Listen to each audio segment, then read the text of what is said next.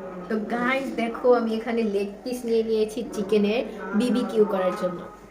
BBQ কি? Barbecue. সেটা সুন্দর করে বলো, কি এর বিবিকিউ? নিজেকে বিবি বিবি মনে করতে করতে বিবি বিবি মনে করে সারাক্ষণ। হ্যাটগুলা যে কোথা থেকে আসে। দেখো গাইস, এটা হচ্ছে বিবিকিউ করবে সে। এটার নাম কি? বিবিকিউ।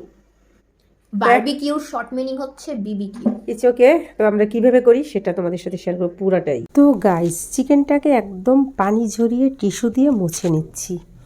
আর এখন চিকেনটাকে আমি যেখানে মাংসের পরিমাণটা বেশি একটু ডিপ করে চিড়ে নেব। দেখো আমি কিন্তু হাড্ডি পর্যন্ত চিড়ে নিচ্ছি ডিপ করে। তো একই প্রসেসে সব চিকেন আমি করে নেব। তো চিকেন করে নেওয়া শেষ। এখন একটা সাইডে রেখে দিয়ে আমি যে বারবিকিউ চিকেন করব সেটার জন্য আমি একটা মশলা রেডি করব। তো সেজন্য এখানে আমি নিয়ে নিচ্ছি মাঝারি সাইজের একটা বাটি, আর এখন দিয়ে দিচ্ছি 1 কাপ টক দই, আর এখানে দিয়ে দিব স্বাদ মতো লবণ। আর এখানে দিয়ে দিচ্ছি 2 চামচ বারবিকিউ মশলা, 1 চামচ ভাজা জিরা গুঁড়ো, 3 চামচ মরিচ গুঁড়ো, মরিচটা একটু বেশিই লাগে বারবিকিউতে। দিয়ে দিচ্ছি হলুদ গুঁড়ো 1/2 চামচ, আর কালো আর সাদা গোলমরিচ গুঁড়ো 1 চামচ, আর 3 চামচ আদা রসুন পেস্ট। আর এখানে দিয়ে দিচ্ছি 1/2 কাপ সরিষার তেল, আর দিয়ে দিচ্ছি লেবুর রস 2 চামচ।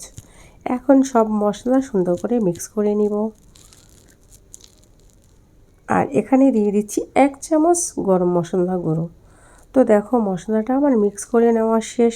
এখন আমি চিকেন ম্যারিনেট করতে যাব।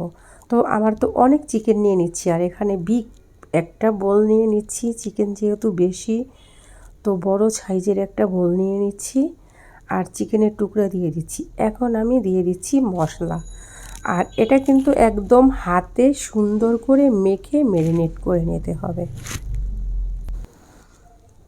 এখন মশলাটা আমি সুন্দর করে মিক্স করে নিব, আর হাতেই মিক্স করে নিতে হবে।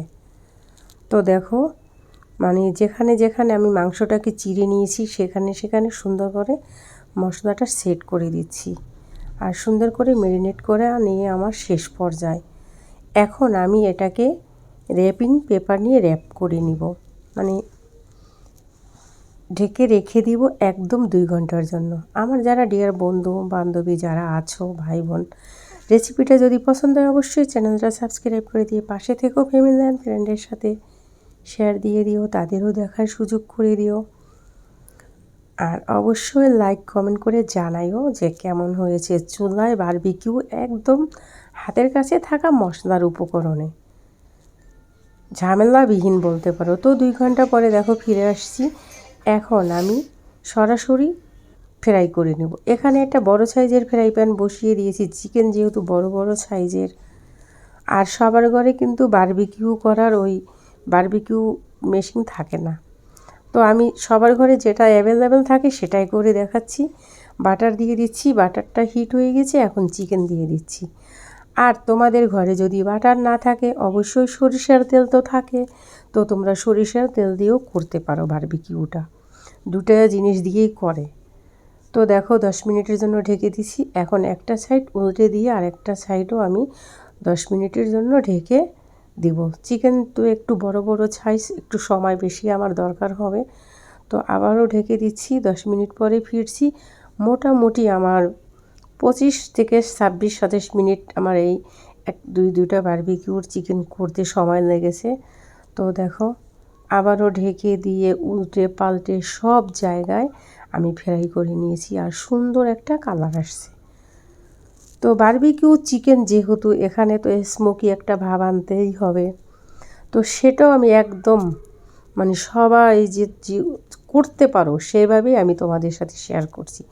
দেখো এখানে একটা সাদা কাগজ মুড়ে দিয়ে 2 টুকরা কয়লা আমি চুলায় জ্বালিয়ে নিয়ে এখানে আমি সরিষার তেলটা দিয়ে দিব। দিয়ে দেওয়ার পরে দেখো কিভাবে ধোঁয়াটা বের হচ্ছে।